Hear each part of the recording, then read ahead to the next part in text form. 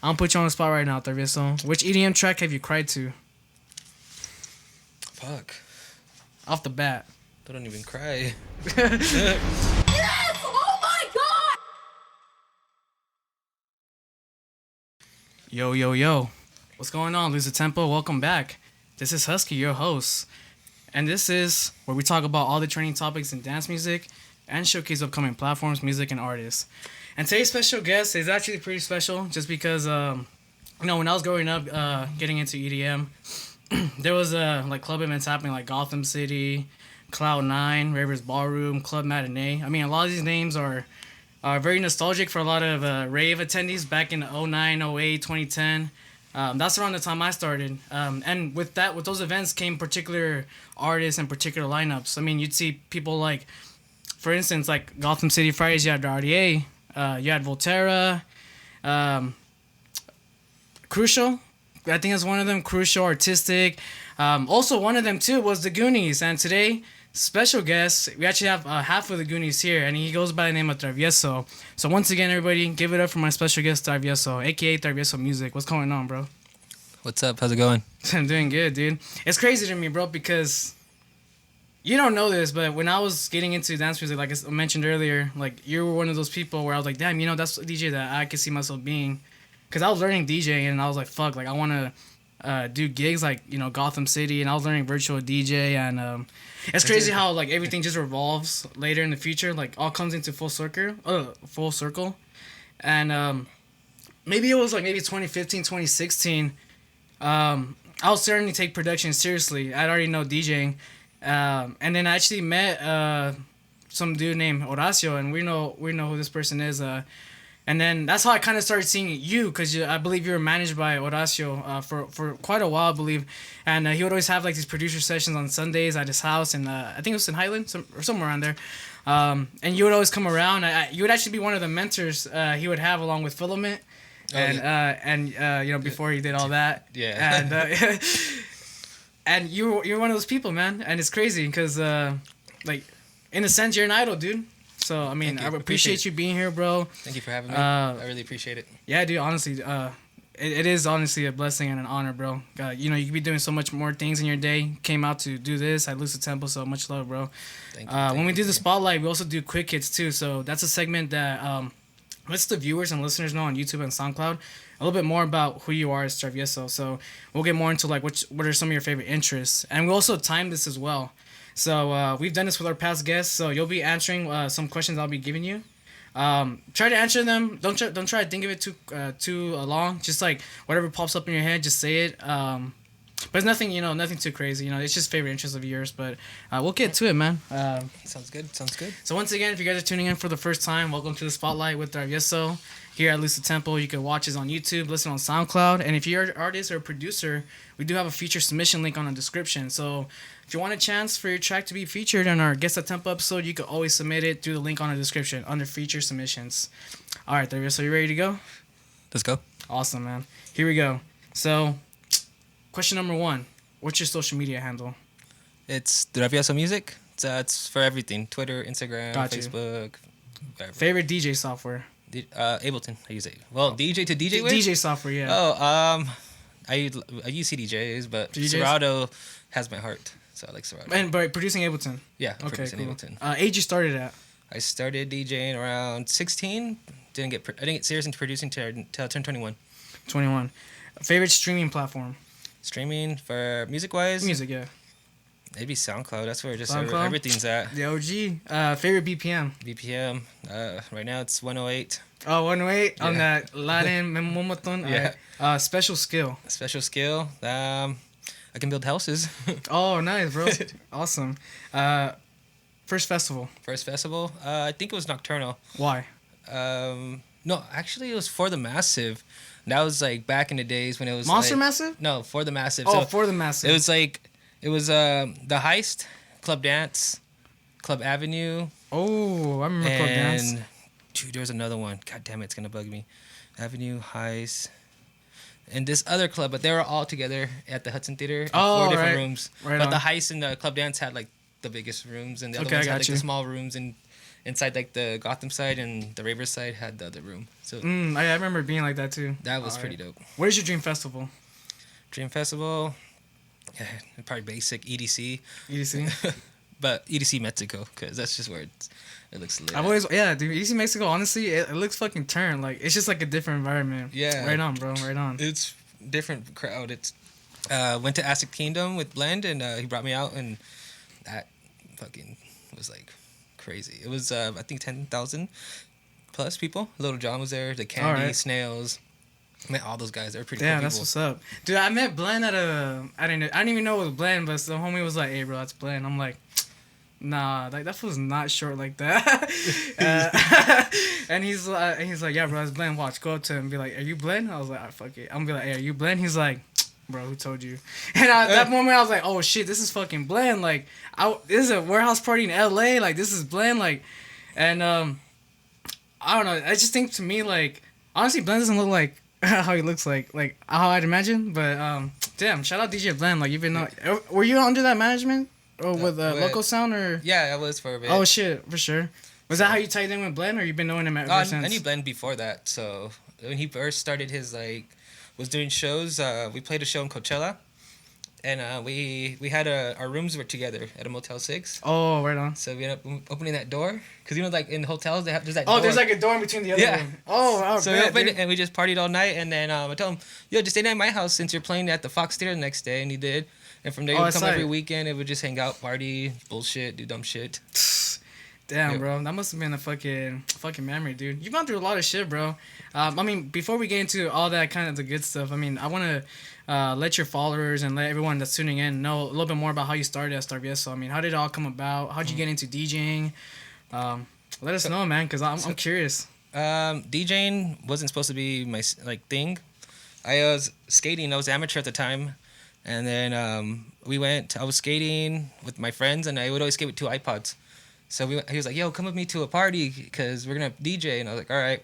They're playing nothing but like electronic music, like Crystal Castles, Global DJs. Oh, damn, Global DJs. But it was Cholos. So Cholos were getting mad because they didn't want to hear that shit. Oh, yeah. So I was like, yo, I got like old school hip hop in my iPod. Like, so they're like, all right. So they put my iPod in, and they're like, I was like, how do you use it? You just press play. When the song's about to be done, you switch over the fader. So it was like the iDJ. Oh, yeah. So then I was using that, and then the whole night I just stayed there the whole DJ and I was like, oh, this is what DJing is. Right. And then, so the Cholos were like, yo, like, we want you for the next party. Like, come next week and we'll pay you more. And I'm like, I don't even got a DJ name, honestly. How old were you? I was probably like 16. 16? 17. Right. And then I was wearing RVCA, and someone told me that RVCA stands for Ruka Visual Clothing Art. So we're just going to call you Ruka. And I was like, fuck it. All right. But Ruka is, now that I think about it, it's like a girl name. But right, like, at that moment, Ruka? Yeah, like, that was my name at that time. All but right. then I just was DJing shows, and then I met Levi, which is like my brother now. He was a cholo. He was a freaking hardcore cholo. Like still a cholo or no? No. Oh, the long hair. That's my partner, the other Goonie. Oh, you're talking about the other Goonie? Yeah. Right. So I told him, like, he was like, why the fuck you DJing? This shit's stupid. And he's telling you this. Yeah. All right. So I'm like, yo, try it. I gave him virtual DJ. I didn't see him for a week. And he's like, yo, this is pretty tight. He's like, Cholo becomes DJ. Yeah. Oh, shit. Yeah, he was hardcore. Like, fuck. I used to like hate skating with him because like he's like, someone looked at me wrong. I'm gonna go fight him. I'm like, dude, you don't need to fight everybody. Yo, to me, why I feel like that's like a mindset of like every cholo that I've met, like every cholo that I've been out with. Like, they're just always looking for some shit, bro. Like, little shit. Like, hey, this fool looking at me weird. Or he's like, what the hell? He's like, oh, those are the fools that jumped me. I'm like, man, you don't need to be doing this shit right now.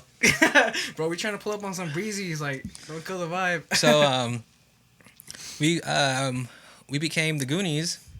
And then people didn't want to book us because they thought we were just another set of like people trying to DJ. So like our friends we knew. Oh yeah, I got you. We had like little beef, so we wouldn't DJ with them. Like when we like say when they would get booked and they're like, oh, we're gonna book the Goonies. Like those guys were like, oh, we don't want to DJ. So we had to like branch out, and we actually came to Moreno Valley to start DJing. And we met his name is Eric. He used to do KP Agency. He was managing Audiobot, Doggo. Oh, Audiobot yeah. And oh shit, dude. All right, so this is a long ass conversation, but I know what you're talking about. That's wild as fuck. Okay. So he was managing us, and then you know Kenny too, right? Kenny. Audiobot. Yeah. Yeah. All right, bet. All right, nice. So we freaking played out here at a party, and then he's like, yo, I'm gonna get you to DJ at this club, but you guys are not 18 yet, so you need to go and DJ and leave after. So we did that. It was like something La Disco or something. I know it was like LA Vice and us and I think Volterra, not sure.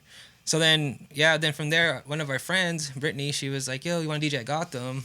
And so. And who was she? Was she like a promoter? Or? She was just our friend, okay. But like she knew like Gotham City people. Oh, all right. So we DJ'd the small room, and I guess that time when we DJ'd, I was pretty messed up when I was DJing, honestly. Like, but we like the room was empty, but this guy named Joseph was performing. He has that song "Your Love Haunts Me." I know DJ Bam Bam remixed his song. Your Love Haunts Me. Yeah. Sounds. I know DJ Bam Bam, but I don't recall this particular record. So I guess people weren't into his performance. Okay.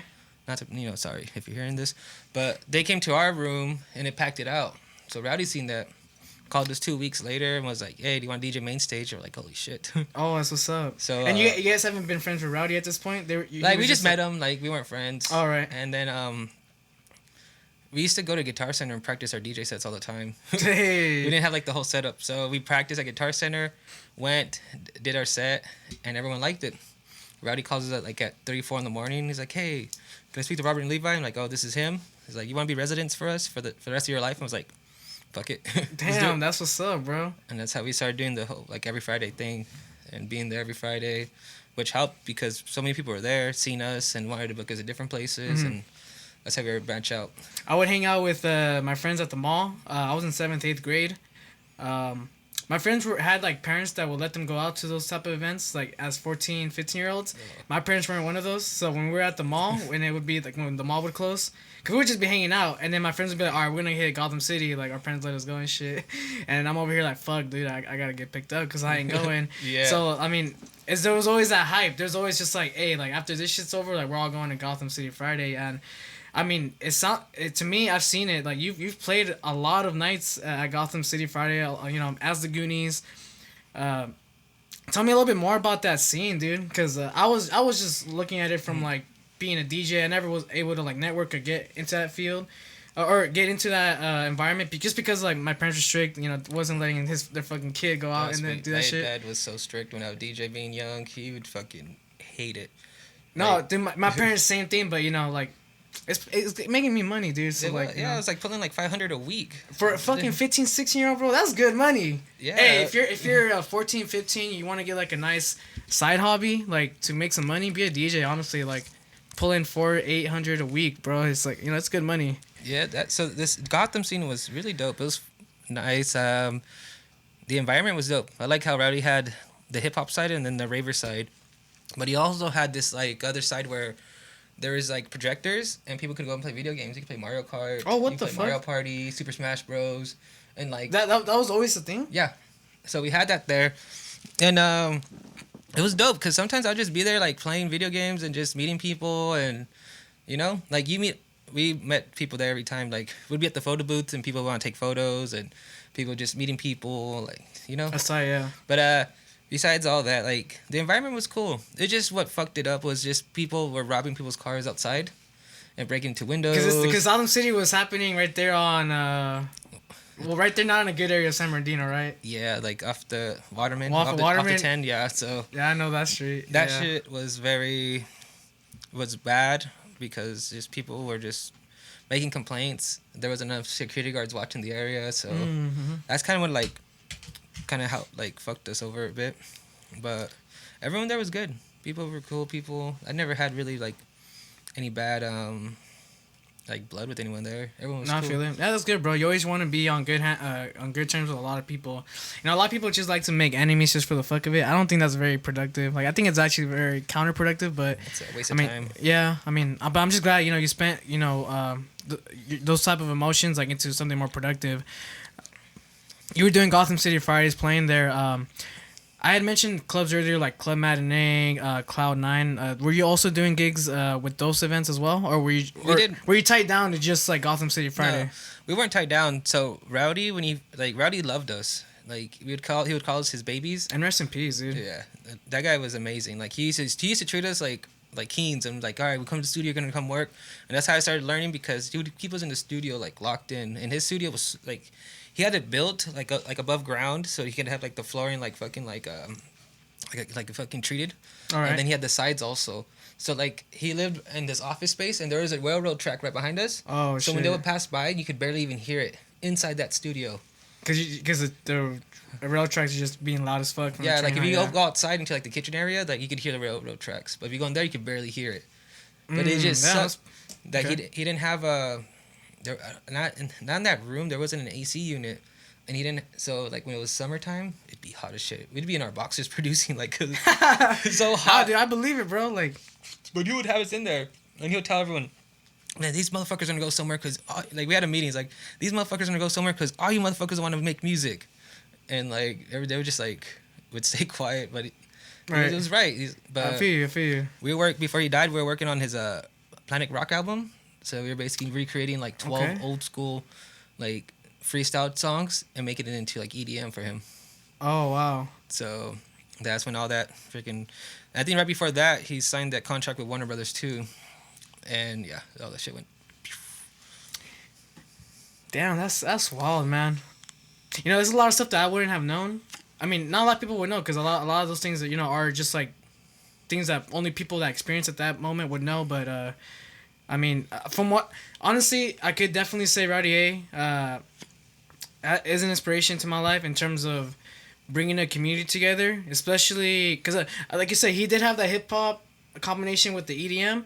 But honestly, for me, I could tell that like he was a little bit more invested in the EDM scene. Maybe you could say I'm wrong. No, you're right. But I felt like he was just always like he was That's always paying attention to the EDM side, and I feel like a lot of people they don't try to grow that particular industry or that style of music, especially in the IE. So I felt like that was special what Rowdy did, bringing a bunch of people, and he would do Gotham City tours. Mm-hmm. And I'm sure he would bring you like and everybody else like to do those cities. Like he did a tour. I remember I was so young and shit, so I would go into Eye Candy and like all this bullshit. Oh, I remember Eye Candy. yeah. So Sweet Factory, dude, fucking nostalgic ass events, dude. Shout out Enos and all those foods, dude. Enos, oh damn. Yeah, bro, I know, bro. Enos, damn, dude.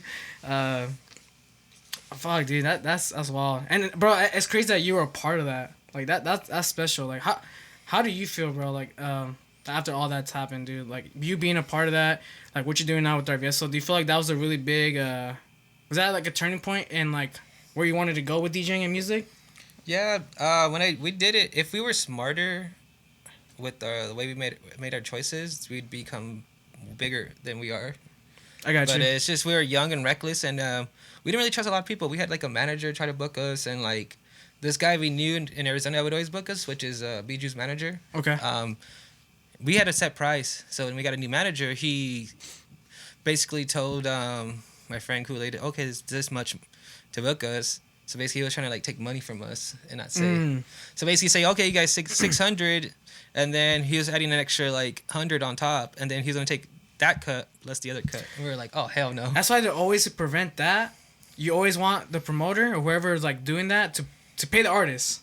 Because there's a lot. There's been stories where managers will like keep the conversations between the talent buyer and themselves like restricted just to them, not show the artist. So they'll probably like do a deal where like, okay, like let's book TRVESO or the Goonies for 1,000, and the manager will tell you like on some scummy shit like, hey, you got booked for 700. That still sounds good to you, but like he's not telling you that it was actually for 1,000 and he's keeping. I mean, he's gonna keep a percentage, but he's probably keeping more than just the percentage you guys agreed to. So I mean, one thing as well, like if any artists are being managed by anything, always try to get involved with like the offers and all that, and always get paid out, and you pay out the manager, right? Because a lot of times, there are managers like that where, they'll try to be scummy and try to pocket the extra money and not let you know the honest details as to what the agreement is. So it's a really shitty game.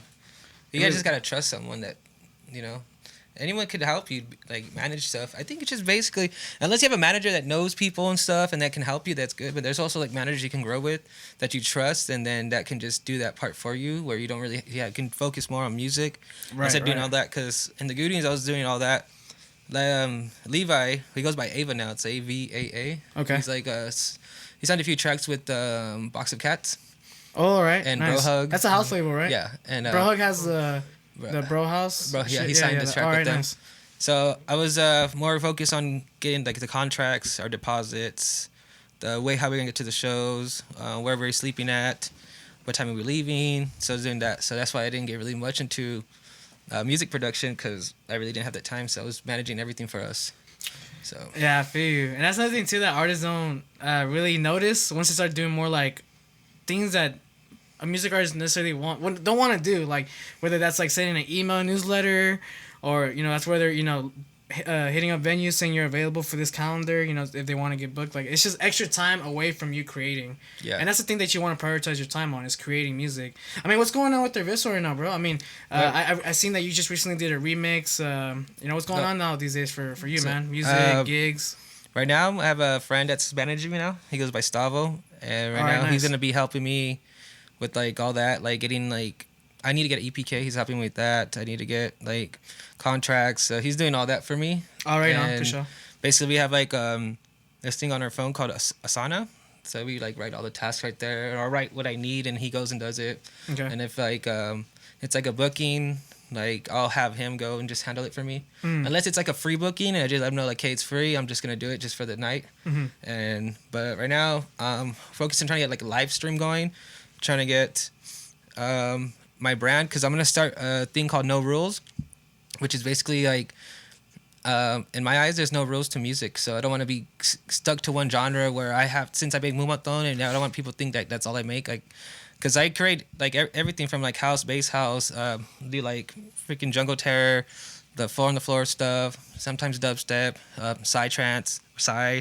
So I want to be able to make all that and release all that with no rules. And it's the thing like with us humans, like everyone hangs out together. So when you go to a festival, there's no rules of who hangs out and has a good time together. As long as I get what you're saying. So I want that music. So when I play shows, I want to be able to play like all the genres together, so I don't get stuck with the same genre. If I'm gonna throw hip hop in there, if I'm gonna throw like old school, if I'm gonna throw like something old in there, right. I want to throw cumbias. Like, I want to have fun.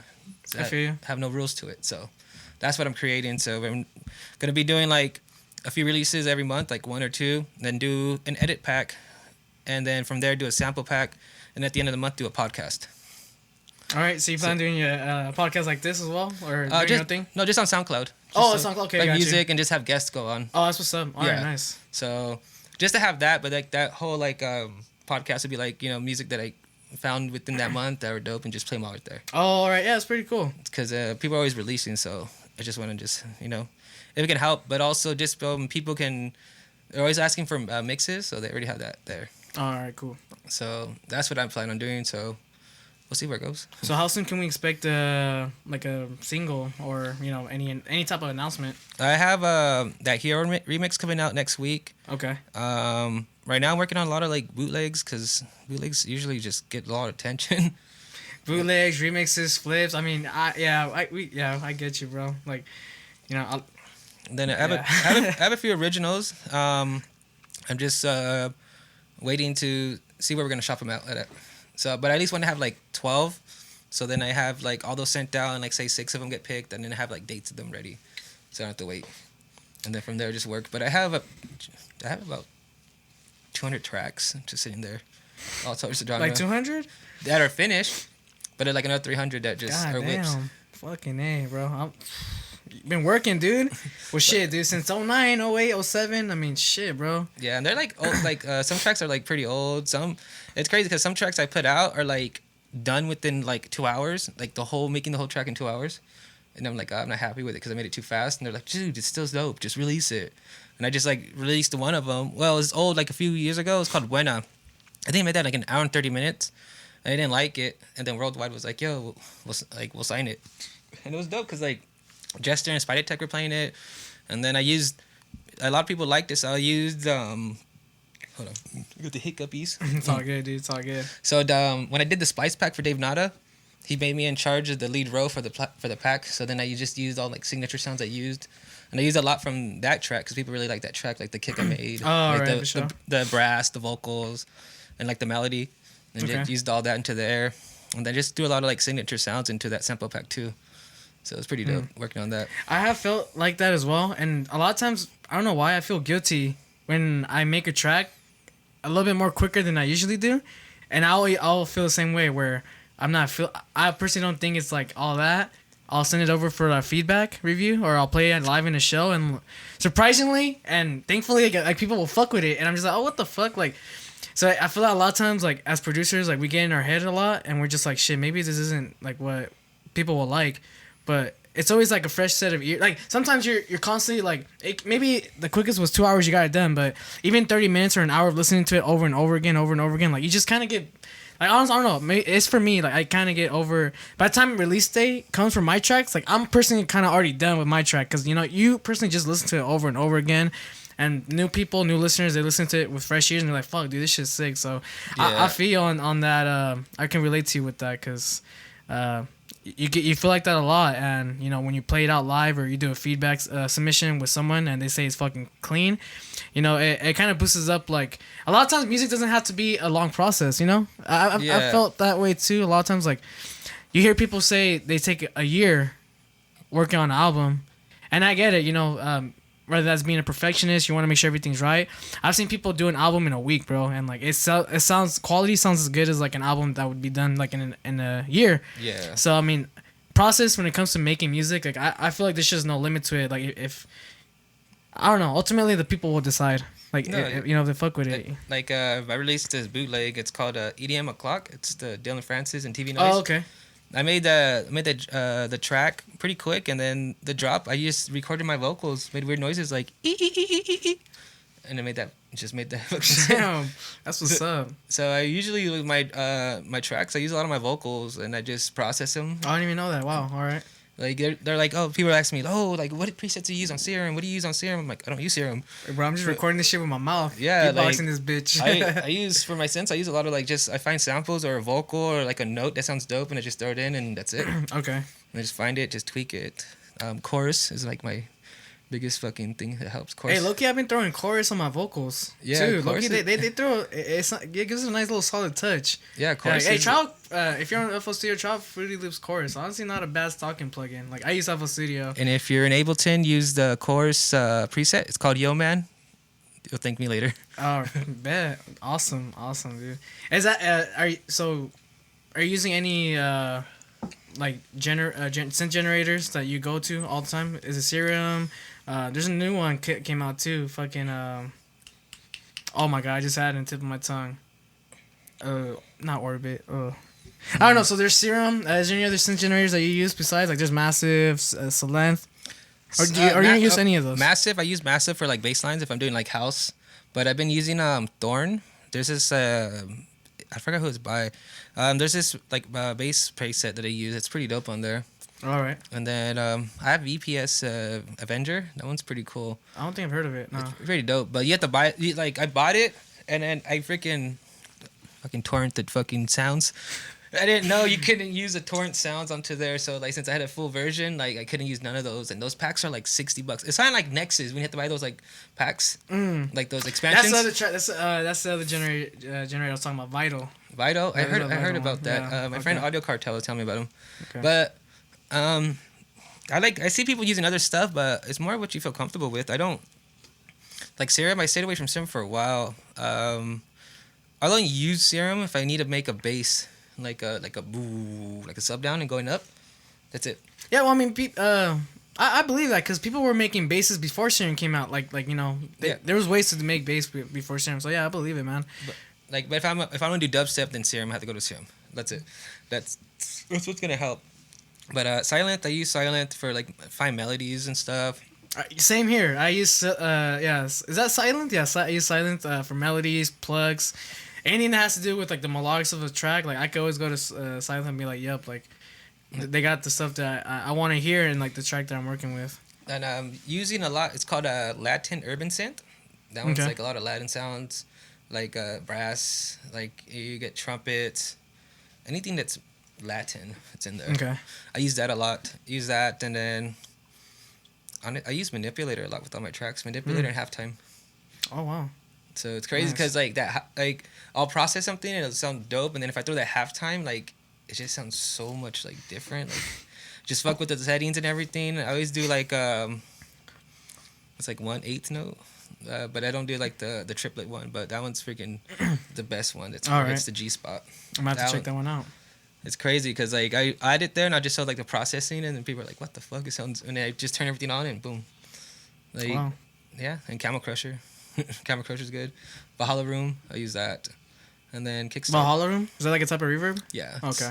It's pretty dope. Shit. Yeah, I need to hop on this shit, bro. Like, I think I'm outdated with plugins. Like, I just need to like commit to a day where I'm just like looking for plugins and looking for all these generators that that help me out with my production. Let me ask you something real quick before we go on to our next segment, which is the EM confessions. When you start producing, bro, I want to know: do you start on the intro? Do you start on the drop?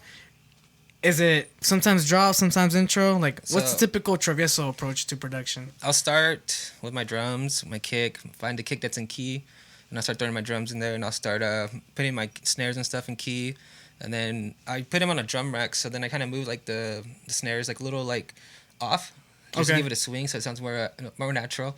And I do the same thing with the hats. Like, doesn't sound as digital? Like, yeah. Okay, I got you. So I do that. Make sure like the clap, everything's in key. I throw a spectrum so I can just see like what key it's hitting at. Okay. Make sure, and it sounds different, like much better when everything's like in key. It sounds more tighter. And yeah. Okay. So then I find a sub bass and I just get the sub and see how I want to do it. Then from there I start. Depends what I'm doing. If I want to make like a bass line with that bass, I can like pitch it up and down, and just give it that boom, boom, boom, boom. Then from there I'll add like a tom to. I'll add like one after every other snare hit. So it goes like boom, and then like after that part it'd be like that tom that gives that bass. Yeah. So from there, then keep on going. I'll add effects, and then from there, if I want to add a vocal chop, I'll add a vocal chop and go and add a synth, and then from there I'll just use that and I'll paste like intro, leave a space for the breakdown, leave a space for the build up, the drop, same thing. Okay. And just like layer all that out, and then I'll just start adding everything else. Wow. Okay. Yeah, I feel like my process is similar to yours. Like, I always start off with the drums first. Some people like start off with synths, and I'm just like, damn, bro. Like, I feel like you spend a lot of time right in the beginning of a production session, like with synths. Like, synths for me, I deal with later because I know that's like the most that's gonna take more of my time is synths. So drums, I already know the rhythm that I want when it comes to the drums, whether if it's 150, 128, 130, because I produce multi-genre, not just dubstep and shit. So. For me, that's easy. Right off the bat, I could just knock out is drums. And then, like, the synths for me, you have to be a little bit more creative on synths. So that takes a little bit more time. And I just kind of deal with whatever that deals more of my time to, like, focus more on, I just put it all, like, on the last. So whether that's mix, do you mix on the go or is that all in the end? Like, I do it at the end. If I do mix while I'm on the go, then I lose my creative process. So I'm just working with the ideas, and I don't care if it's redlining. I let that motherfucker just blow up the speakers real quick. But I've noticed that I'll spend more time on like mixing down everything, where I lose my creative like ideas. Yeah, the idea like you're on and committed, like now is not there because now you're just worried about the technical side of it. Like, oh fuck, now this snare doesn't sound like it sounds louder. I get what you're saying. Like, yeah, so true. I just do it, and then at the end when I mix it down. I'll stem it out, and then with the stems, I'll just cut out like that tail stuff in there, just make it more cleaner, and then I master, and then it's done. Damn. Yeah, I'm the same way too, dude. Like, I think I wait till... No, I'm not gonna lie. Like, if I have like a quick 5-10 seconds, I'll just be like, okay, yeah, this snare is obviously loud.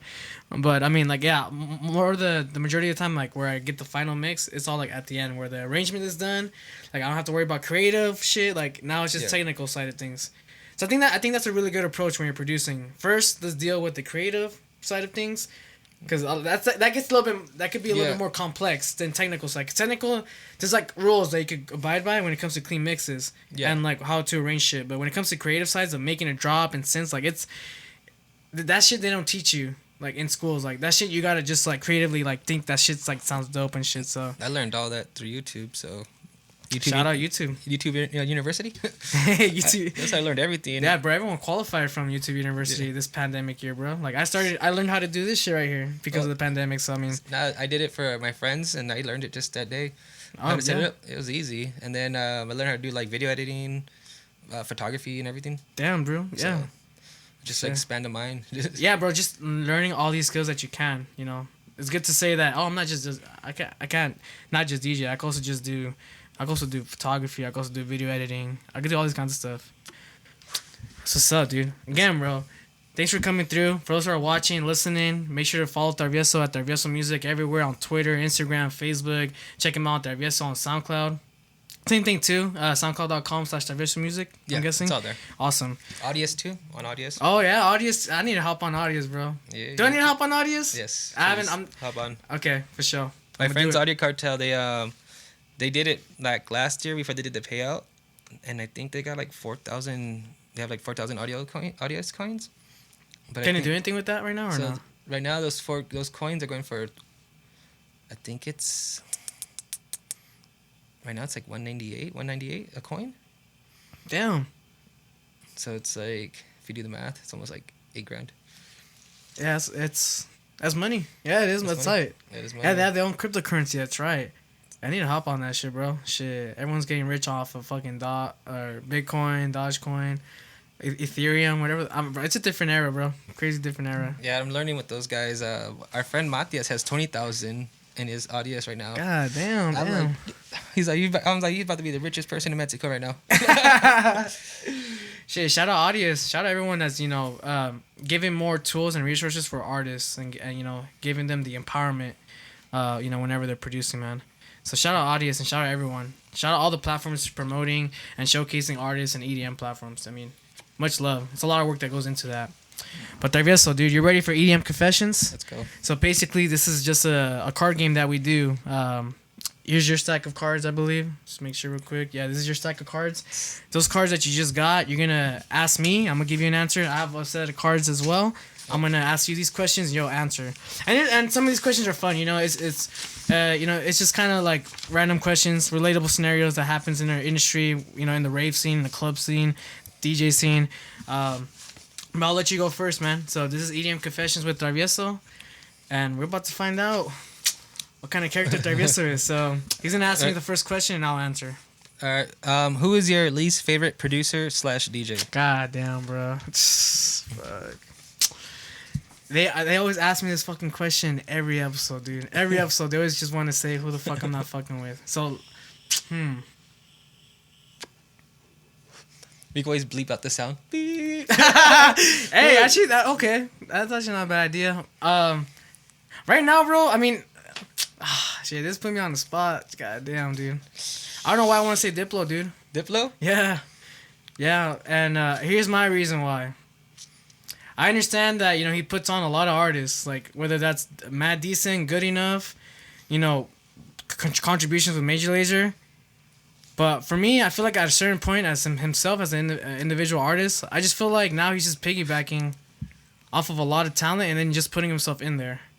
And I get the process in that, but I just really wish, like, at the level that Diplo's at, I could see a little bit more independent work from him as Diplo, rather than it always just being, like, collaborations and always being, like, involved with different other projects. I think that's the way the music industry is. People work like that, and there's big artists that they tour a lot, so they really can't do shit themselves.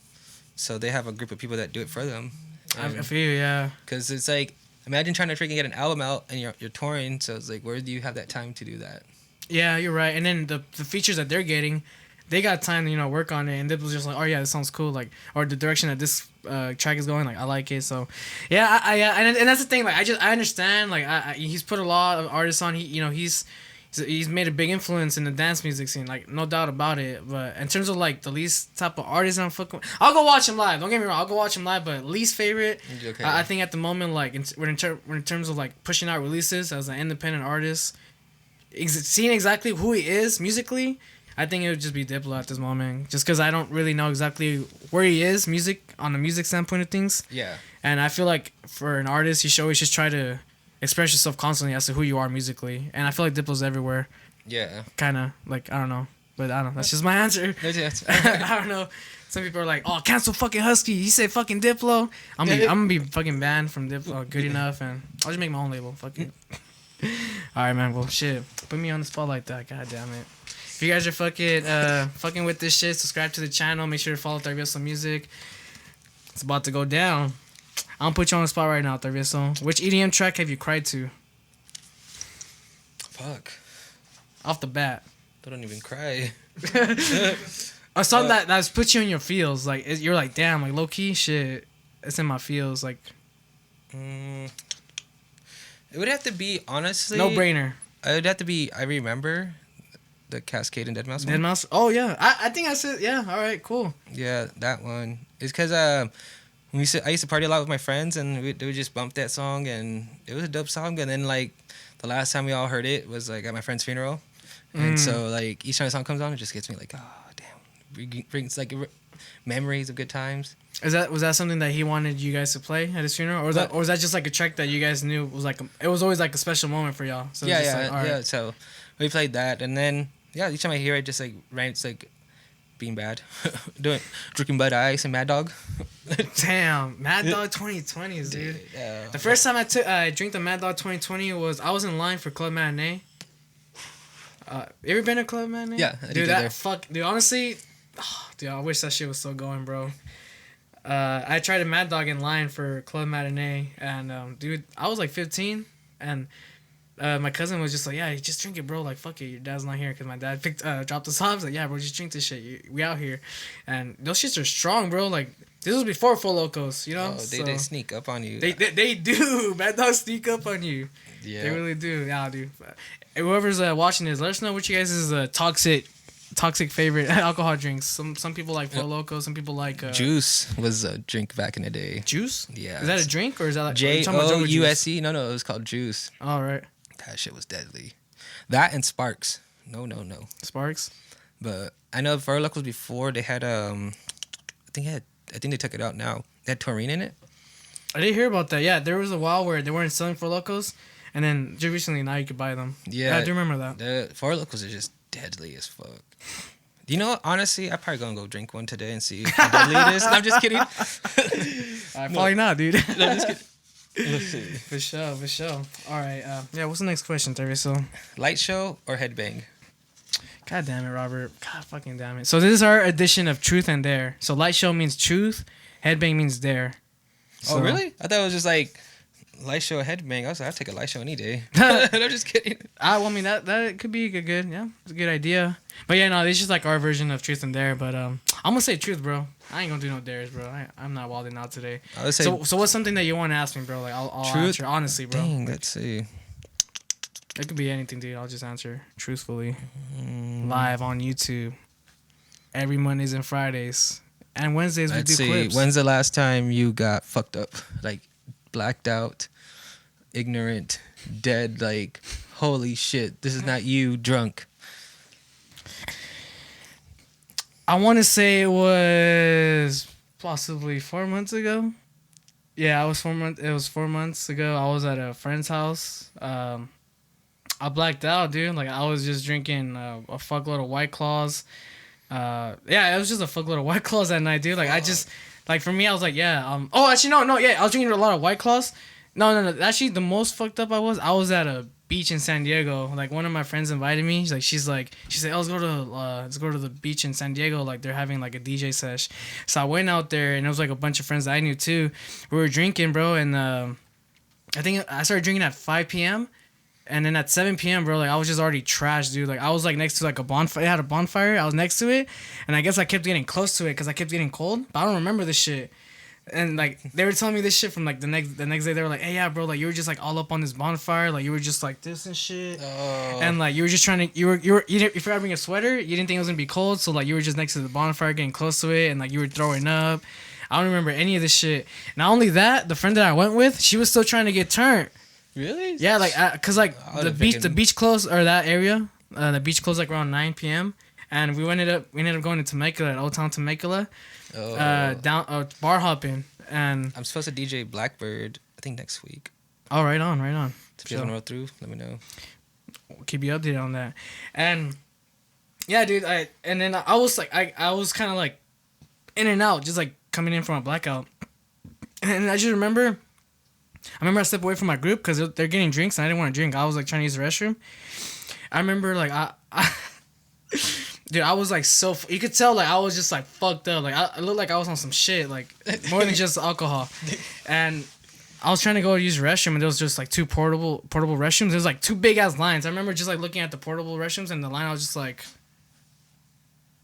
I remember people online looking at me too, like looking at like the line, and they were just like, "Fuck," and I was like, "Oh hell no, I ain't fucking with this shit." And then I just remember just sitting down, like it was packed, bro. This shit was packed too. Everyone was turning up, and I was just like in the corner, like in the club, like just like just trying to like get it together, bro. Like and then I just remember. I don't remember like getting there. I don't remember like getting back home. I just remember people telling me like, "Hey, Addy, you're fucked up," and that wasn't too long ago, like 4 or 5 months ago. And I usually don't get like that either. So I mean, yeah, I just not really. I'm never really like proud of shit like that. You know, like when I get too fucked up, I feel kind of weird in the morning after. Like I don't know, like I feel guilty, like because you just don't know what you did. And like sometimes it fucks with you because you don't know if you did something like bad towards someone or you accidentally said some shit like so. Oh yeah, no. There's like I've had one of those nights. I wake up, I'm like round 2, let's go. I have to. Your friends are like, nah, fuck that. You trying to fight me last night? Fuck you, homie. Well, what's up? Let's fight real quick and then go drink.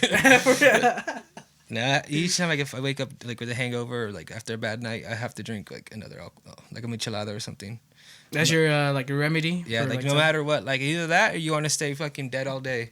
Like I'll drink a chelada and I'll be straight. I'm like, let's go. True. Okay. I'd be like torn up, but as long as I drink something the next day, as long as alcohol that hits my system before water or anything else, I'll be good. Damn, I gotta do that. Cause I'll go straight for water. I feel like alcohol doesn't help me, but I'm gonna try that now. No, it's because the toxins in the alcohol. Like when you drink too much, it's kind of like that saying, like the hair of the dog that bit you, in a way. So basically, your body needs it. That's why you feel like that. You know, you're dehydrated as well, but your body needs that toxin. So it's kind of like you're not relapsing. So you can wake up, drink water, and you can still feel the same. No. You wake up and you drink a beer, and then you'll be good. Drink water after. Oh, okay. But like you will still. So if you don't drink beer and you just go for water, you probably will still feel like that. Like yeah, you feel like crap. You'll get that like the hangover kick in. And my stepmom told me this one time because I was hungover and she's like, "Estás crudo?" I was like, "Yeah." So she made me a michelada, but she made it spicy and I drank it and I was like gonna gag. She's like, "No, drink it all." And she's like, "You wanna be partying? Drink like you were partying last night." And I was like, "Fuck." Drank it, and then I felt good. I was like, "Oh shit." And then she's like, "Go get another beer," and I was like, "All right." And I was chill. Went to sleep early that day though, and woke up feeling amazing. That's good to hear. I'm gonna have to try that. Yeah, because I always just go for water. Like I'm always just thinking, yeah, dude, I can't have alcohol, but I'm gonna give that a shot. Dude. Yeah, do that. Right. Take a shot. Oh yeah, here you go. Here comes my next question, bro.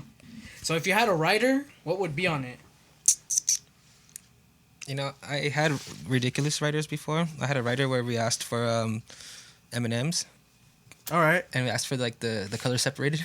Bro, there's a lot of stories too where artists would ask for like particular candy. Oh, I just want orange Skittles in the bowl. I'm like, what the fuck, bro? Goddamn, I gotta buy 10 bags and shit and get you a full ass bowl of orange Skittles. Yeah. M&Ms. What else? Let's see. Well, now I wouldn't really ask for like crazy. It'd either be like tequila, pineapple juice, water, maybe White Claws now since we're doing the White Claw thing. Probably some mineral water and like fruits and stuff. Okay. Like something to snack on. What about Cacti? The new Travis Scott drink? Ooh. It's kind of like White Claw. That's his new drink? Yeah, that's his new drink, Travis Scott. That shit's good. Is it? Oh, you tried it? Yeah, I had it Wednesday night. Oh, shit, I gotta give it a shot. It's fire. I actually tried to get some today before I came here. Yeah. I went to Bevmo. Sold out, bro. Yeah, that shit's on the peak right. It's like White Claws, like how when you first started, like they're just, you know. Oh, really good. They're really good. They're really good. So, I think it would just be simple, honestly. But like before when I was with DJ, like I would be a dick and ask for like certain things, just to see if the promoters were real about their shit. And half the time, like you gotta give them a test like that, dude. Yes, like half the time our like rider wasn't fulfilled. I knew the show would be bullshit, and the shows were bullshit. Okay. So it's just like how serious they take you, you know. I understand. Yeah, okay. Like I asked for E&J one time, and you know E&J's like $10 a bottle. They brought me Jack Daniels. Like I don't want that shit. Can you give me E&J? Like you serious? Like yeah, we're not gonna play. And on the contract it says if like the rider's not like fulfilled, they don't have to play, and they still need to get paid out.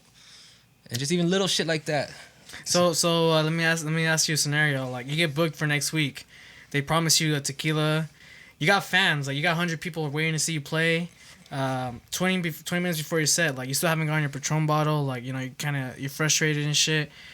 But you know there's people that came out there to see you. Like they drove maybe whatever the fuck miles to see you. you're still getting paid. Like, don't get me wrong, you're still Yeah. getting paid probably. But like, they just didn't get your rider. Like, would you still like?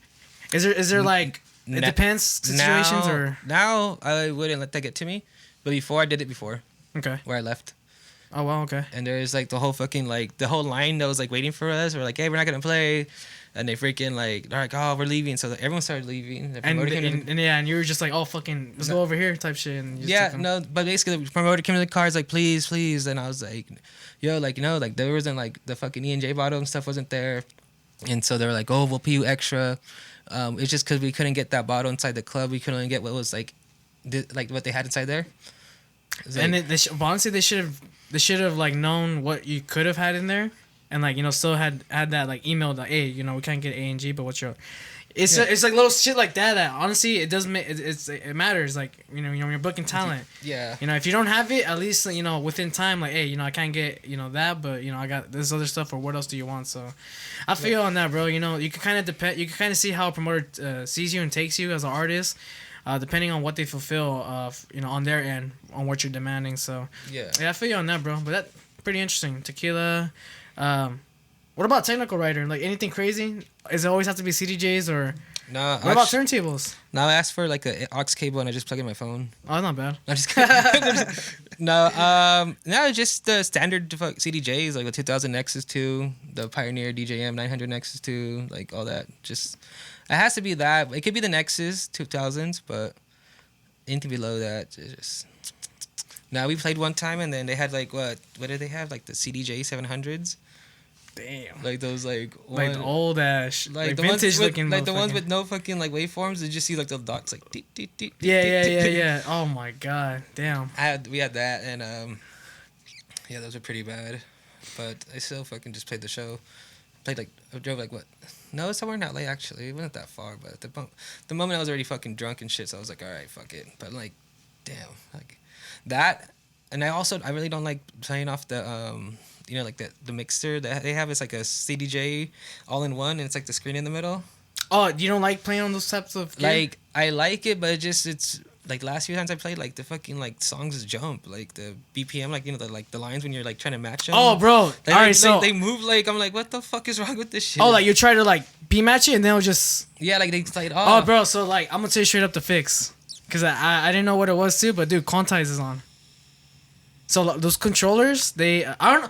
All the times that I've gone out and sesh and DJ'd, all the DJs before me, when I would play after them, they would have the quantize on, and I remember I would try to like beat match or like hit the hot cue on a track, and then the hot cue would go like onto the. It wouldn't hit right accurately when I would press it. It would just go onto the next like grid. Yeah. And I'm like, what the fuck's going on? And I would notice quantize was on, so that could have been it, dude. The maybe it did check or someone just turned it back on, but could have been that quantize was on, because that's what happens. Because quantization will try to make it synced within the grids, and sometimes the grids on the tracks are not accurately like in beat with whatever the structure is. So No. Usually when I'll do my sets, I make sure all my grids are good. that's good, yeah. So, but like it was just like moving, like kind of like a turntable in a way.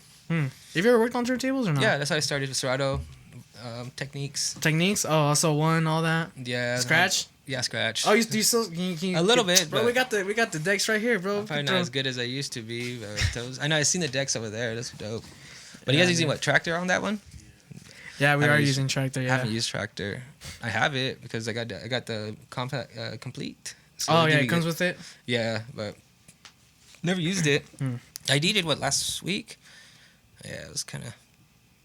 I had to pay $10 for a fucking Serato subscription. Oh my god, yeah, bro. Bro, Serato. I was like- I remember when DJ wasn't as like just programs weren't they were more accessible like back then. Now you gotta get a subscription. Like I'm like, this is stupid as hell. It's like a $1,200 mixer, and you gotta pay still. So I had to pay $10 to DJ. In a way. bullshit. No, but the drinks were so fucking dead expensive, bro. Like, freaking $11 for like a drink, like half of this, like cut. And like the little shot glasses are like those little ones like you get for like fucking Party City or something. They're not actual shot glasses. They're just like little ones like that. Just think. Like, goddamn. Yeah, bro. It reminds me of Mezcal in Riverside. Mezcal. Oh. Yeah, No, fucking- Mezcal is actually cheaper. They actually give you like good sized cups. But these ones are just like little skimpy club. So they filled it up with ice. So like. Oh yeah, they're just taking up that space. Yeah, So, they do that shit a lot. Franchise owners or club owners, stop being stingy. Like, let us fucking get the extra alcohol. No, I God went damn. and I was like, all right. So they're like, okay, if they say your name at the door, you get $5 at the end. So I'm like, okay, can my friends come and just pay 10? No, they said at first it was 10, then they bumped the price up to 15. And so I'm like, can you just take the 5? If they say my name, just take $5 off. They're like, it doesn't work like that. You either come get the money at the end of the night. I'm like, what the hell? That's not even. How do you want people to come for 15 bucks? Like $5 all night, you'd fucking have a packed club.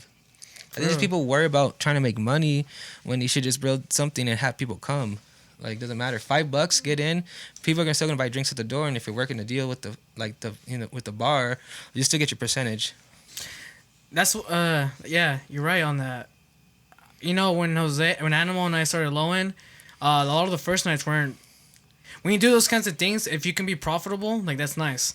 But ultimately, our goal with Lowen to like book artists and do like those shows aside from artists, like, we want to just build the community and like get it popping. Yeah. So if it meant like losing hundreds of dollars or it meant losing like a couple, like, it's just investing towards like a community, and I feel like that's always important than just trying to make it seem like all about profits or trying to make it money. Unless you have a headliner and then you like, okay, you're doing pre-sale tickets and stuff, Right, then right. yeah. But if I was to do a club myself, I would do $5 at the door. I would even do free if you RSVP. And if I'm gonna be making something at the bar, then I'll just go and freaking get my cut from the bar. And Yeah. I mean, whatever. Like, yeah, dude. There's just ways to navigate throwing events. Maybe you don't get money from the door ticket sales, but maybe you could work a deal with the bars. Get 1% of what they make. So if the bar makes 10,000, 1% of 10,000, what's 100? Maybe the percentages are way better. I mean, I know I don't when we really were know doing much. at the venue in Grand Terrace, Yeah. I think it was like 25. Oh, was 30. it with Omega? Oh my God events, right? Yeah. All right. I think it was like 30% from the bar if we would get in. That was good, dude. Fuck, 30%. But I don't know if have you been to one of those shows?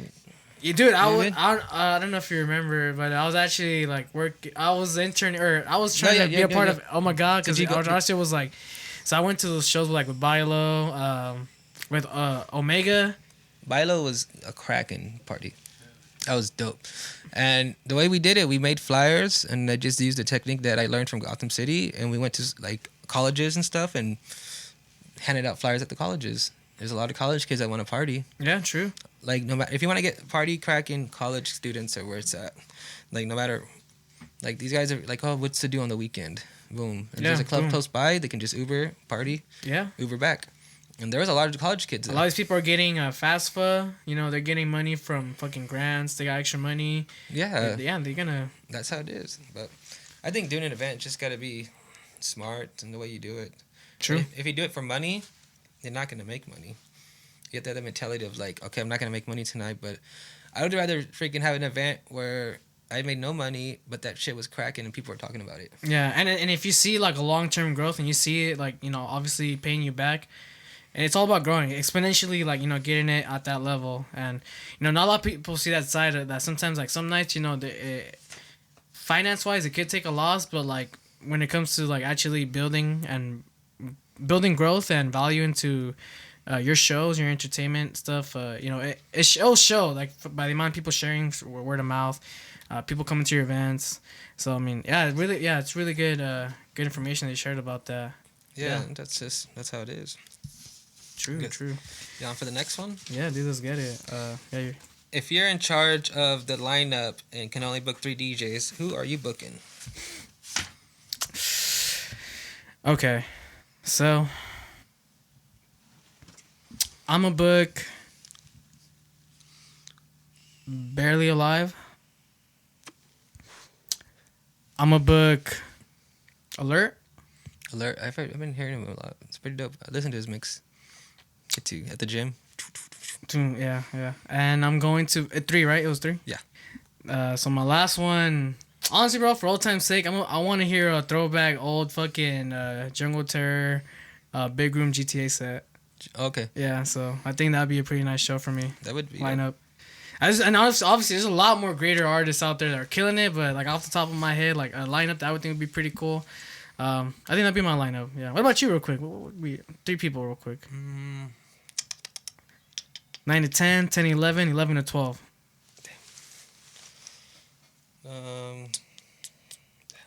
me in the spotlight. I'm just kidding. Well, it this was is a just spotlight. No, just for sure I would go with Jester, Okay. and then GTA. GTA? Yeah, Good All Times right, Ahead. for sure. One One more. Let's see. I would say Joyride, but then just like their style's not like. But you know what? It could be an all style thing. So I'll go with Joyride. Joyride? No. Afrojack. Ah, Afrojack. Damn, bet. All right. Damn, I like that. I like the lineup. Damn, supposed to say Afrojack. All right, bet. I don't know why I feel like you were gonna say Munchi or some shit. Munchi's? Like, Oh, to no. put it on top of like, or Dave Nada. I never met Munchies, but I sent them an email one time. Of a Mumathon song I made, and it was that time I was using like little samples and stuff, and then I was like, all right, I'm gonna send it to him. I'm like, oh yeah, I like this song, and I sent it to him, and then I was at the mall, and I got an email back. I was like, oh, he emailed me back. So this is what he said. He told me, don't ever fucking send me music ever again. This shit's fucking whack. This shit fucking sucks. Like, I think you should stop producing. And I was like, Munchi emailed you back to what? I was like, shit. Kind of broke my heart. And I was about to say that, bro, because I'm pretty sure at this time, this when Mumathon was like, yeah, like, you hear Munchi everywhere, like Mumathon equals Munchi. So like, damn, that fucking sucks, dude. So I was just like, damn, back to the drawing board. So then I started creating stuff, and like now when I create something, if I send something to someone, they're like, oh, it sounds like this person's style. I would literally delete the whole project.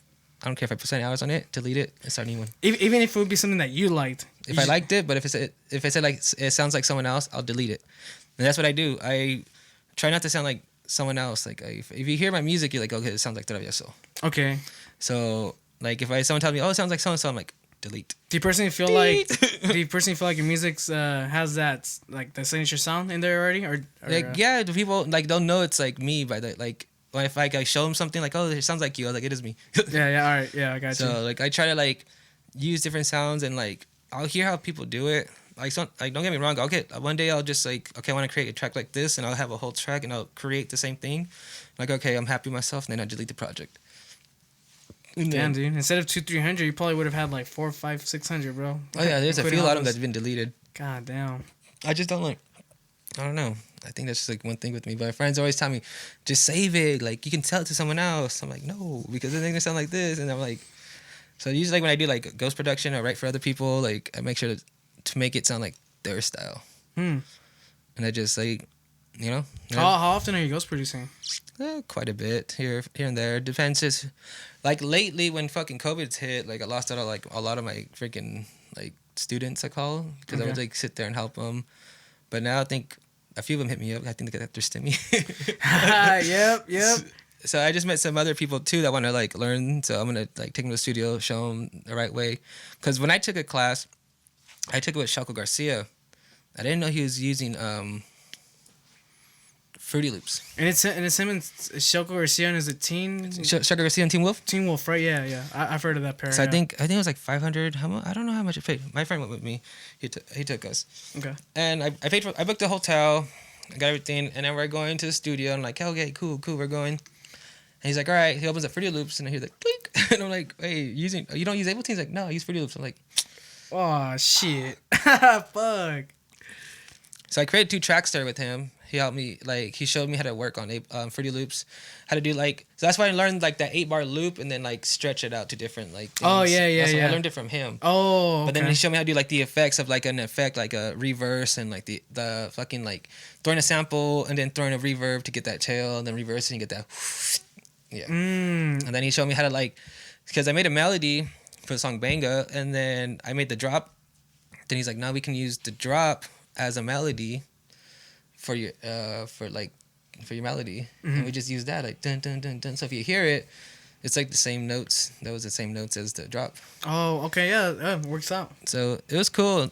And then after that, like I had already had a project called Lockjaw. It was like more like a hybrid, like trap type of sound. So I just like stemmed it out, and then I was like working, and he was just showing me more tricks, and I had those 2 tracks done. Then he showed me mix and mastering. I still have the project files, but like I didn't really pay attention to the mix and mastering because I was like, what is he talking about?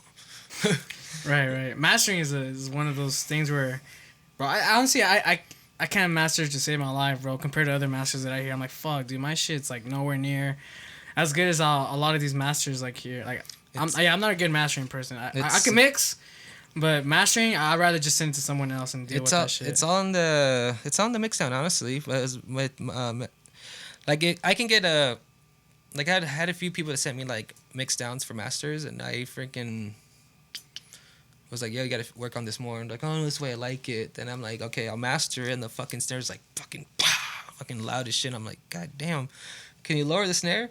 And then freaking, so then when I get that, like, it takes like 2 days for them to give it to me because they're like busy and stuff, and they're like, there's no way you can just turn down the fucking. It's like, nah, bro, I don't got stems. Like, and I'm not mixing this shit for you, bro. Yeah, so, but I've had,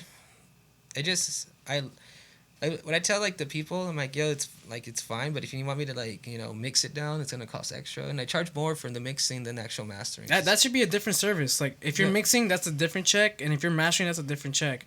Or it's all 2 services into one. You just charge whatever the fuck for the combo package. Because like when I'm mixing it down, I'm putting everything into key, and I did that, and everything was in key because like the fucking snares were like off, the hats were off, the kick was off with the bass, and I put everything in key, and they're like, oh, I don't like it, it sounds different. I'm like, dude, but your track's in fucking key. Like, no, just want the original way how I had it. And I'm like, fucking go back. And I'm like, wasted all my time to do that shit. So I'm like, fuck. Yeah. There's a lot of hard head people in there. But, yeah. Well, shit, man. At least now you got more time to be doing more of your productions, dude. That way you just do more of your thing. See more TRVESO this year, dude. Yeah, that's what I'm going to do. All right, let's go to the next question. You just played your last track at a show, and the crowd wants one more song. What is your encore track? It's gonna be Blow the Whistle. Blow the Whistle, Too Short? Yep. You're gonna be at an EDM show. That's your encore song? That is gonna be my encore song. Everyone likes that song. You said, what's my favorite word? Bitch. That's it. Bro, I even heard the listeners say that shit, bro, like in sync with me. So I know the effect, bro. And I'm sure, like, when you would DJ parties at a house party, once that part came up, what's my favorite word? You put the fucking volume fader down, everyone's all like, bitch. I played Blow the Whistle in every set I do, no matter where I'm at. That's it. Like, it's a banger. Is that like with an edit, or it's just you just play it as raw as it is, like a raw? Oh wow, okay. I have this intro version. So right. My little like blend, I played this it's called Work It. It's a Dream Edit. So I played that. Then at the end, they're both in key, so they go perfect together. So when it's like the intro part of the Too Short, so as soon as like echo it out, then it goes. And it's like seamless. It sounds nice. Oh, nice. Yeah, and then I already know where to play it because it's like there's a part where I play it, and then I just bring down the bass, and then when the other song's coming, I just echo it, and then boom, and it goes into that another track. So Blow the Whistle. Yeah, like. That's it. Like, but it's funny because like there's this one time I played and this cholo guy had my friend Fatty with me. He's freaking 6'5", big old guy, and I used to take him as like my like bodyguard. And oh shit, all right. So we were there, and I was playing like at this like little hookah lounge in like Claremont. I feel like we've all played a hookah lounge, bro. Yeah, they're fun, and it was crazy. They are fun. Yeah, they can be fun. So like this cholo, and I didn't even hear him, but he said it so loud. I was like, hey. Play Blow the Whistle, and we just started dying. So each time I played a show, my friend was like, hey, play Blow the Whistle. So I just started using it. So all the time we're like, hey, play Blow the Whistle. So it was like our little like inside joke. So all right. I just started playing it. And yeah, everyone's just like getting to, hey. Yeah, but no matter where you're at and you play that song, people know the song. That's it. Yeah. And once that biatch comes in. Yep, it's over. You got him. That's it. Shit. That'd be my encore song. That would do. If you guys are not familiar with the song, you're on YouTube already or on SoundCloud. Just search up Too Short and Blow the Whistle. That way you guys can know what we're talking about. It's a dope ass fucking track. OG ass hip hop shit. Guaranteed to make a party turn. All right, what's the next question? What is your favorite EDM ad lib? God damn it, dude. I don't know if I said this before, but have I said Zombie Nation? Already the I think that's my that's like my favorite one right there. When it comes to EDM, yeah, that's like my favorite one. The yeah, Zombie Nation. That song's a slap. Yeah, it's a fucking throwback nostalgic one. Yeah, that'd be mine right there. All right, let's see. What is your least favorite EDM genre? it can still be something that like you fuck with, but it's like on the bottom of your list. I hate that like drum and bass. The drum and bass is cool, but like those after hour drum and bass and house music that you just like hear, just like, and you just I don't know. It just feels like tweaker music after 4 o'clock, like 4 a.m. Like you're just hearing that slow ass shit, and it's just like, where's the groove? I'm like, or like this one time I took ecstasy. Sorry guys. I went to this freaking like. I took ecstasy too, bro. Okay, all right. I was eat out. I was all fucked up. And I went to like this like after hour. It was like it was in San Bernardino called Rancho something. It was like off 9th Street. They used to do raves there all the time. Mm-hmm. And I went just rolling balls, and then I freaking like go in there and just dubstep, just like just the same thing over again. And then someone was like, "Do you want a light show?" I was like, "No, I don't want a light show to this." Fuck that. Like, dude, I don't know. Like, drum and bass is cool, but like that's like just like that. I don't know. And there's this other genre that I just like don't really like, and it's just. I know a lot of like, you hear this genre like after parties where all these ravers play, and it's just very like too mellow. Like at a certain point, you just feel like it's just there. Like so that way, every other activity that's happening is justified. Or something. I don't know. Like I don't know. I'll just put my AirPods on and just fucking just jam out like that. Like no, I don't know. What about yours? No, I think I agree with you. No, I'm agree with you on this. I've been in some environments like, especially in the after hours type of vibes. That music after like it's too like too techy, too like something weird. So like, I want to say it's the tech house side of house that you hear in these after hours, or like the drum and bass. It's like more. It's like not a lot going on. This is very ambient. Yeah, and like it's just ambient. Like, yeah, that's like that shit's just like gets me mad. I feel, sometimes I feel like I've got anxiety because I feel like when this type of music is happening, I'm like, all right, it's 3 a.m. I'm probably in LA at a warehouse. You know, people that are partying up like around 3 to 4 a.m. Like, you know, a lot of times we're not doing saint shit. You know, we're probably just still on the bullshit. You know, still trying to turn up, whether feeding whatever vice that we're fucking with. Like it's yeah, dog, I get what you're saying. Yeah, that type of music. It just gets under my skin. I'm just like, what is this? I feel it. Oh yeah, dude. Yeah, I agree with you. I feel like that's like one of my least favorite genres. Like with that, I like both music. You know, house and drum and bass. But yeah, there's like a certain. It's like a certain style of those music, and then you hear it like in certain environments, and you're just like, yeah, I don't know, I'm not really feeling this. Yeah. But say out loud. Nah, you're good. Yeah. We got White Claws, bro. We got fucking we got Ghost Producers Caged Up. You know, if you need to make a hit. Nice. I think I need we a can few. take them out. I'm just kidding. Nah, just fucking. Nah, you know about the thing about Ghost Producers? Like, what I like is that like me and my friends were like we work as a team. So like if something like that, they're lost on an idea and I can do something, I'll help them create something, and it helps like restart the brain. Mm-hmm. Oh, I got you. It's happened to me before. Like I'm like, fuck, I don't know what to do right here, and they're like, no, let me do something, and they're like messing. I'm like, oh, I already got the idea, move. Oh, all right, yeah, so for sure. That's why I like working with like those like our friends. Like we all just like share off ideas and stuff, and it helps us like, because I know like in this world you can't really, you could do everything yourself, but like if you have someone there like, okay, like I think this would sound good.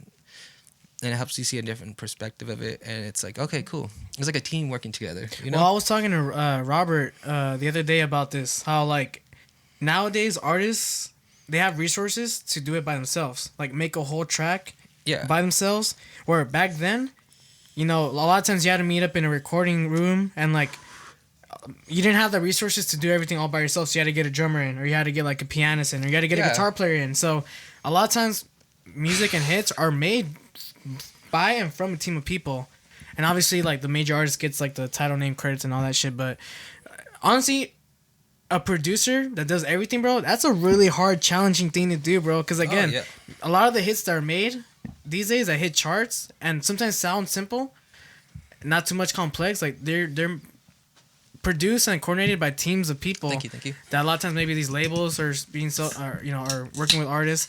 And Robert agrees with me with this. Like, you know, it's harder now for a producer to. You can still do it, but it's better with a team of people that, you know, you got writers, you got producers, you know, you get that help. No, that's, in the creative side of things. That's what's dope about like when you create with friends, that you have a circle. Because like there's times where like I did this. I'm doing this remix for Bloco de Danza, And my friend sent me the stems. So I made the idea and I was like, this is dope. So I told my friend Flip, I'm like, yo, bro, I'm lost with this. Because it's an official remix. And I'm like, I'm lost with this track. And I don't know where to go. And I need to turn it in. I'm like, do you want to jump in as a collab? And he went in, fucking finished the last part of it. And like, got like helped me with the, because I had the structure. But he added like more stuff and it sounded like a little more better than what I had. I'm like, oh, sick, cool. And then I freaking just went in, added more effects and like little things there, mixed it down, mastered, sent it out. And people were like, all right, this is dope. And that's how sometimes it should be. Like, you know, don't be scared to ask for help when you need help. Because that's how I used to be. I was like stubborn. I was like, no, I'm going to do it myself. But now, like, same. And like I had friends that are like, yo, like they'll send me like the project, like, yo, I need like help with this, or like my bass is off, or I'll just fix the bass and send it to them, and like that's it. And do you try to get credits for that, or do you just sometimes you just don't care? Like, I just don't care unless it's something big. Then yeah. Does it depend like on the amount of work you put in? Like if it's like something you obviously put like work in like a day or two, then you probably be like, oh well, can you at least like credit me or well, does that even matter to you sometimes or? Nah, unless it's gonna be something big, then yeah. But if it's like labels and stuff or something, I just. We're really good friends too. So it's all of us. It's like we just sit there and we'll create ideas. Like last time, a few years ago, it was like me, Audio Cartel, Flippin' God, our homie Lucid. We set up 3 studios in the studio. So we were all working. So we were bouncing in different rooms. So it'd start an idea. Who's it? Flippin' God. Yeah. Shit, dude. So then it would go, and then I'd work on Flip's computer and see like, okay, like doing something, and then like they'll come to the other studio and we just rotate circles. And we had 4 different studios because it was me, then it was Flip, and then it was God, and then it was Audio Cartel. And flipped right there, and then we just worked, and just got a lot of music done. Yeah. I mean, that's good, man. You know, when all your friends are creative like that, you guys are able to bounce back and forth with ideas. And a bunch of dope records come out of that a lot of times, bro. So that's really dope. Yeah, and again, any producers out there, don't be scared to ask for help when it comes to a particular section of a track that you're working on. You know, it's always cool to ask another producer and be like, hey, you know, I'm struggling in this part.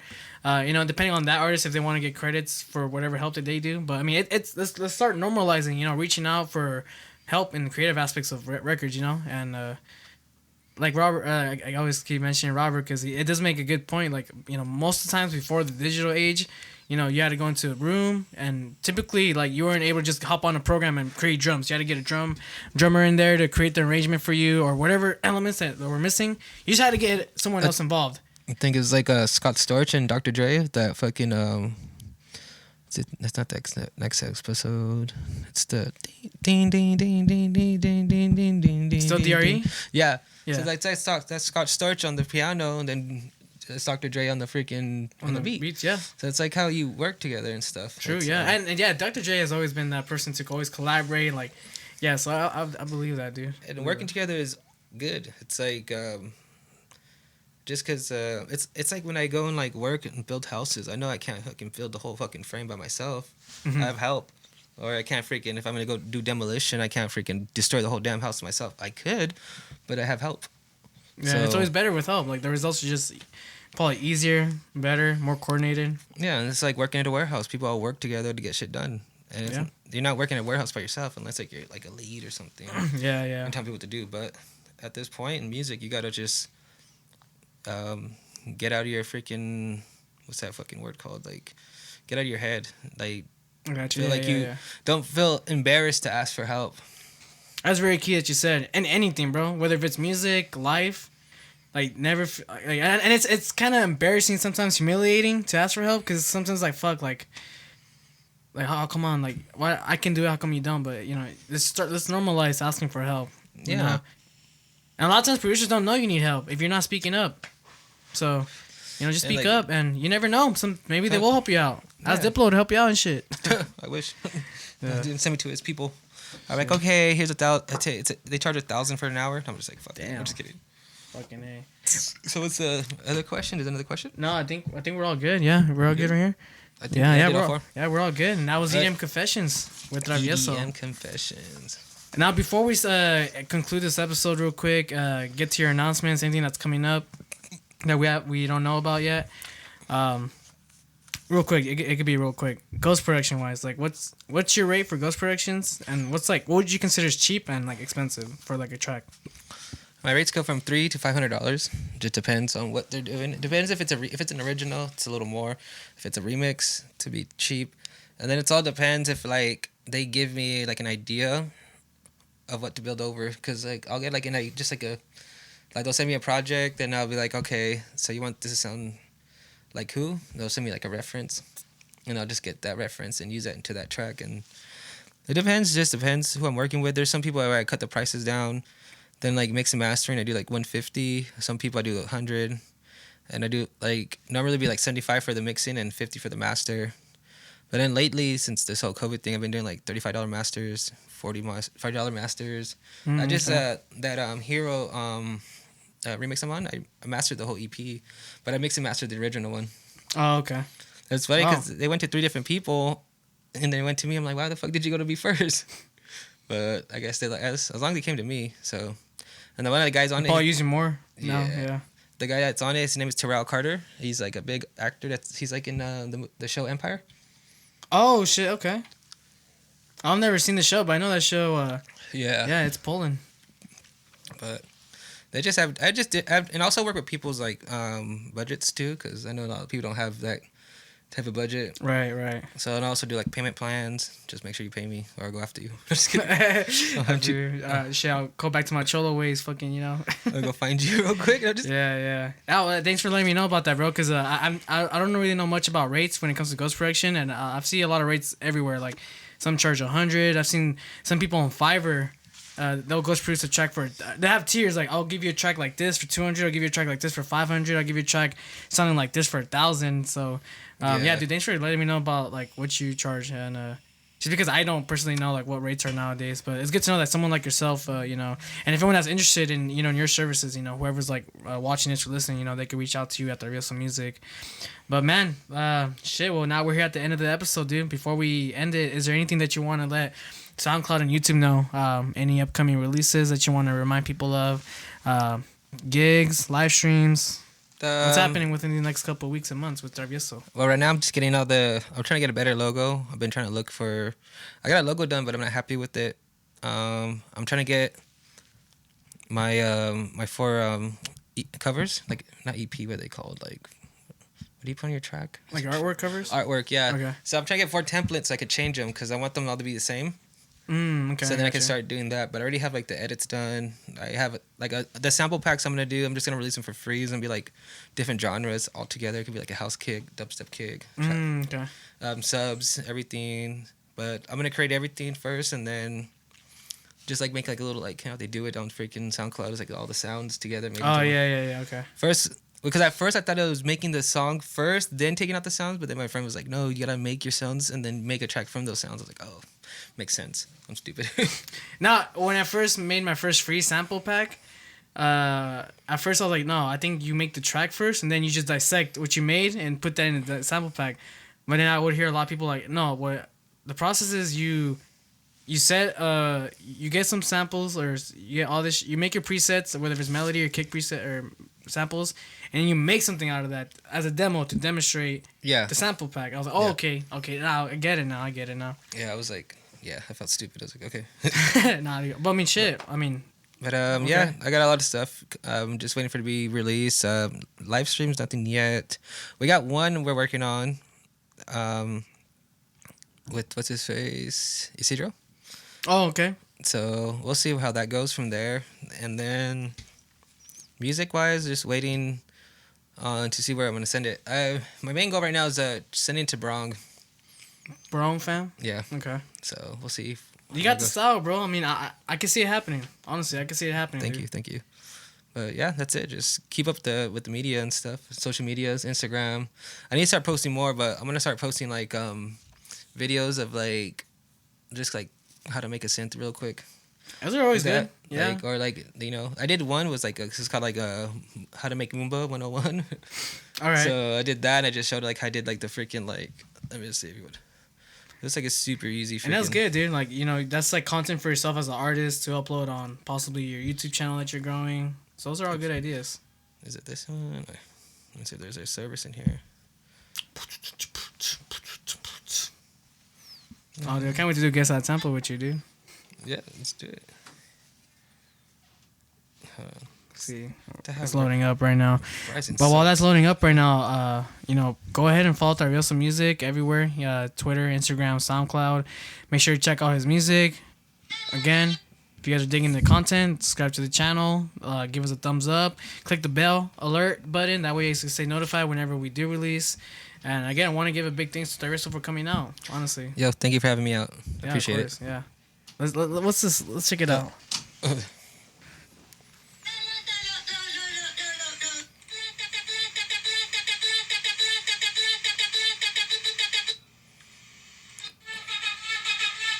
Hey.